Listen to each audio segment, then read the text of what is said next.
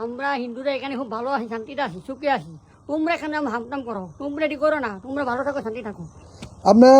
আপনারা দিন এই যে এখানে থাকেন, হ্যাঁ, হাসা কথা বলবেন দাদা, কোনো মুসলমান আপনাদেরকে কোনো সময় কোনো গালি হুমকি দমকি কেউ দিছে? না দাদা ভাই, এটা সত্য করে কেউ জানে না। আপনি আশেপাশে কোনো ওই যে যত জায়গায় হিন্দু আছে আপনি হাঞ্জর থানায় চাঁদপুর ডিস্ট্রিক্টের মধ্যে এটা কি শুনছেন কখনো? না, শুনি নাই। শুনেন নাই? তো আমরা দেই যে বাংলাদেশে কালকা কিছু হিন্দুবাদীরা আপনার লোক শ্রেণী দাও শ্রেণী লইয়া নামছে, এরা মুসলমান কোবাইবো। আসলে যদি মুসলমান নামে এরা কি রাস্তায় থাকতে পারবো?